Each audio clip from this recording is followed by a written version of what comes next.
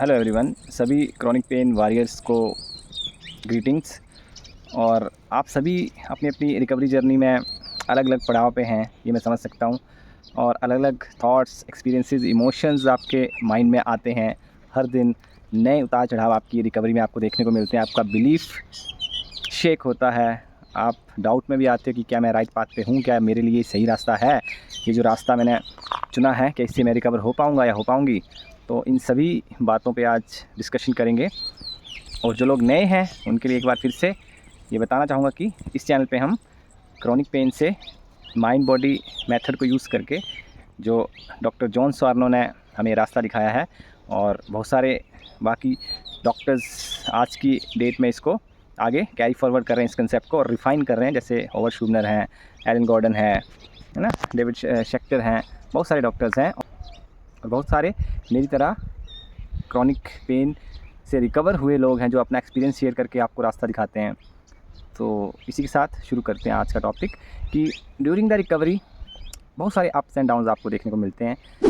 बहुत से लोग हमारे साथ जुड़े हैं, टेलीग्राम ग्रुप में भी हैं, उनके डाउट्स भी आते रहते हैं, तो देखते रहता हूँ उनके कमेंट्स। और काफ़ी लोग एक दूसरे के साथ एक्सपीरियंस शेयर करके हेल्प भी करते हैं एक दूसरे की, तो जो कि एक बहुत अच्छी बात है। और क्योंकि हालांकि अभी इंडिया में इतना पॉपुलर नहीं हुआ है ये, इसकी इतनी जागरूकता नहीं है लोगों को, टेंशन माइसाइटिस सिंड्रोम या द माइंड बॉडी सिंड्रोम या पीडीपी कह लीजिए, परसीव डेंजर पेन या सिम्टम्स।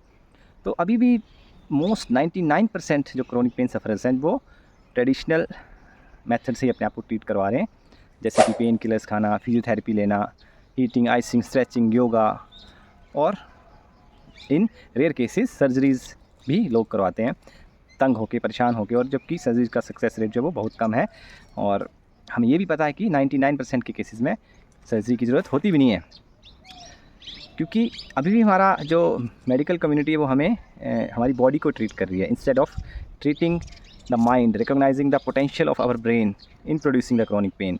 वो अभी तक हमारी मेन स्ट्रीम मेथड जो है ट्रीटमेंट का, उसमें एक्सेप्टेंस उसको नहीं मिला है। बट इसका मतलब ये नहीं कि किसी आपके सिटी का डॉक्टर आपको माइंड बॉडी मेथड को यूज़ करके हील करने के लिए मोटिवेट नहीं कर रहा, तो इसका मतलब ये नहीं कि आप खुद से हील नहीं हो सकते। आपको रास्ता पता है, आपको नॉलेज आपके पास है, आपका अवेयरनेस है, आपको उसको अप्लाई करना है ना। आपके पास सारा रॉ मटेरियल है, बस आपको रिकवरी का फाइनल प्रोडक्ट जो है वो अपने हाथों से तैयार करना होगा। वो जर्नी आपकी अकेले की है, हम सब आपके साथ हैं, एक दूसरे की हेल्प कर सकते हैं, एक दूसरे को अपलिफ्ट कर सकते हैं, बट फाइनल एग्जीक्यूशन आपके द्वारा ही होगा। You have to decide when you are ready to take up this approach. मानता हूँ मैं कि जब पेन और सिम्टम्स आपके बढ़ते हैं और अजीब अजीब सिम्टम्स आते हैं, क्रॉनिक पेन, नेक या बैक पेन को छोड़कर आपको कुछ और होने लगता है, स्टमक इश्यूज़ होने लगते हैं, या फिर टिनिटस, आपको एकदम से सडनली टिनिटस होने लगा, वर्टिगो, डिजीनेस, माइग्रेन, या फिर और कोई भी सिम्टम है जो वियर्ड है, जो आप एक्सप्लेन नहीं कर पा रहे, डॉक्टर्स को कैचअप नहीं कर पा रहे, कि उनको समझ नहीं आ रहा कि किस वजह से आपको ये हो रहा है, क्योंकि हो सकता है कि मैक्सिमम चीज़ें आपके किसी भी रूटीन टेस्ट में ना रिफ्लेक्ट हों।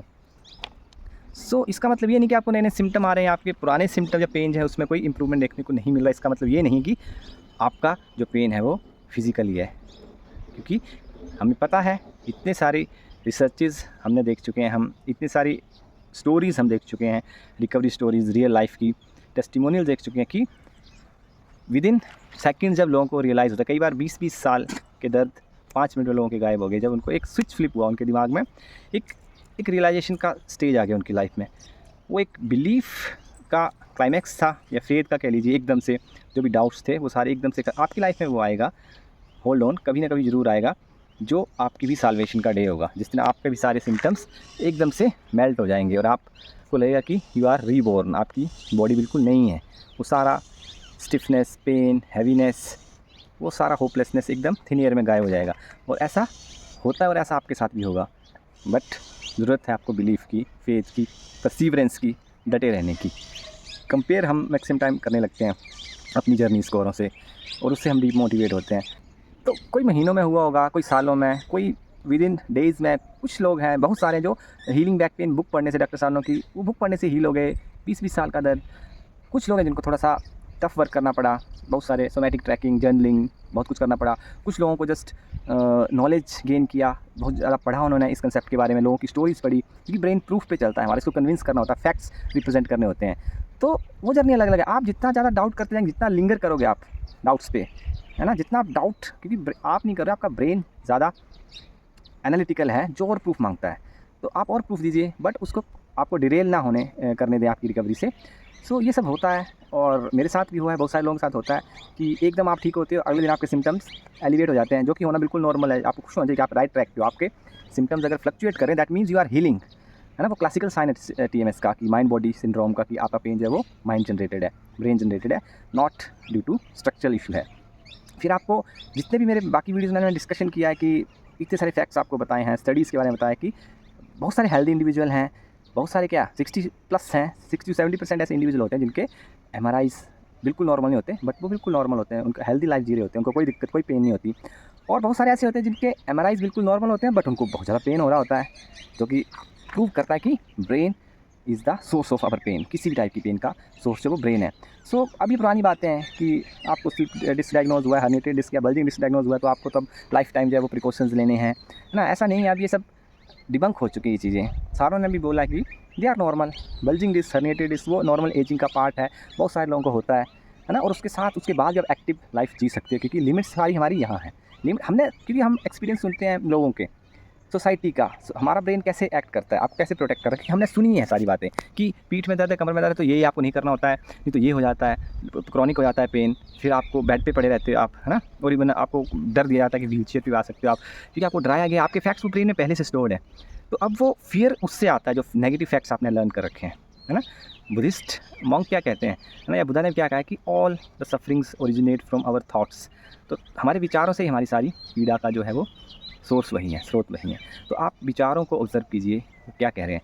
तो आपको उनको, जैसे घास उगता है ना, तो पहले उसको फैलने से पहले आपको ख़त्म करना नेगेटिव थॉट्स को, पॉजिटिविटी मेंटेन करनी है। जो फैक्ट्स TMS के बारे में आपने पढ़े हैं, माइंड बॉडी सिंड्रोम के बारे में पढ़े हैं, लोगों के एक्सपीरियंस पढ़े हैं, वो फीड करने हैं, उससे अपने थॉट बनाने, अपने आपको इमेजिन करना है हील होते हुए, दौड़ते हुए, भागते हुए, लिफ्ट करते हुए, सब चीज़ों को। वो आपकी जो विज़न है, जो आपकी वो सारे पॉजिटिव आप सोच रहे हो, वो आपको तभी रियल लाइफ में आप एग्जीक्यूट कर पाओगे उनको, तभी आप उनको सच कर पाओगे। अगर आप नेगेटिव सोचोगे, बहुत वर्स्ट केस सिनारियो सोचोगे, तो वैसे वैसे एक्सपीरियंस आपके साथ होने लगते हैं, और ब्रेन आपको वो प्रोड्यूस करके देता है वैसे सिम्टम्स, है ना, कि हल्का सा वेट उठाया, अरे स्टिफनेस बढ़ गई, अरे I can't bend, I can't move, वो पेन हो, स्टिफनेस बढ़ जाती है, आप हफ्ता बेड में लगा देते हो थोड़ा सा काम करने के बाद। क्योंकि कई बार लगता है आप TMS को फॉलो कर रहे हो, आप एक्टिव होने शुरू करते हो, और सडनली ब्रेन आपको उठाता है, अरे ये क्या कर रहे हो, है ना, you will hurt yourself, और या आपने तो हर्ट कर लिया अपने आप को, ब्रेन आपको कन्विंस कराने की कोशिश करता है, फिर आप ब्रेन की बात मानते हो, डर जाते हो, और फिर वो पेन सच में एक बड़ा रूप ले लेता है, और आप हफ्तों बेड में चले जाते हैं। फिर आपकी क्रॉनिक पेन रिकवरी जो वो फिर आप वहीं पहुंच जाते हैं जहाँ से आपने शुरू किया था, और इससे आपका फियर और बढ़ता है कि ये तो फिजिकली है, क्योंकि फिजिकल एक्टिविटी करने के बाद ऐसा हो रहा है। जबकि ऐसा नहीं है, क्योंकि वो परसीव डेंजर पेन है, वो आपका माइंड आपको प्रोटेक्ट करना चाह रहा है उस एक्टिविटी से। आपके ब्रेन को लग रहा है कि आपने अपने आप को डैमेज कर लिया, डैमेज कर लोगे तो वो अपनी मसल्स को स्टिफ कर रहा है, पेन आपको दे रहा था कि आप वो ना करो, और एक ये लूप बनता है। जब वो पेन देता है, आप डरते हो, आप बिलीव करते हो कि उसी वजह से हो रहा है एक्टिविटी से, तो वो पेन और बढ़ता है, आप सोचते हैं मैंने अपने आप को डैमेज कर लिया। फियर और पेन को एम्पलीफाई करता है, और एक ये क्रॉनिक लूप बन जाता है। तो इसमें आपको क्या करना है, जब भी ऐसा हो तो थोड़ी देर के लिए रुकना है ना, एक लंबी गहरी सांस लेनी है, अपने आप को फिर रिवाइज कराना, आपने जो लर्न किया माइंड बॉडी की, ब्रेन कैसे आपको ट्रिक करता है ना। तो उससे आपको फ्रीक आउट नहीं होना पेन से, कोई पेन हो रहा है, I will take some rest, it will be gone, है ना, क्योंकि ये यहाँ से एम्पलीफाई हो रहा है, आपको पता है, आपकी बैक या नेक से नहीं हो रहा है, या आपके किसी बॉडी पार्ट से नहीं हो रहा है। ये ब्रेन को टीच करना, आई एम सेफ, ये करने से नहीं हुआ है। फिर जैसे हल्का आप आराम महसूस करोगे, फिर ब्रेन को आप कन्विंस करो, देखो इट इज़ ईजिंग ऑफ, सो ये मेरे ब्रेन की वजह से है, ना कि कोई एक्टिविटी करने से। फिर इस लूप को आपको पॉजिटिव लूप के साथ रिप्लेस करना, उस नेगेटिव लूप को। तो धीरे धीरे आपको रिजल्ट देखने को ज़रूर मिलेंगे, बस आपको डटे रहना है, डिरेल नहीं होना है। तो आई होप कि आप ये सारी बातें, मेरी बातें, डॉक्टर सानों की बातें दोबारा रिविज़िट करेंगे, और साथ साथ जो भी हमने डिस्कस किया है, जितने भी TMS से रिलेटेड चैनल्स हैं यूट्यूब पे या नेट पे, जो रिसोर्सेज हैं उनको दोबारा पढ़िए।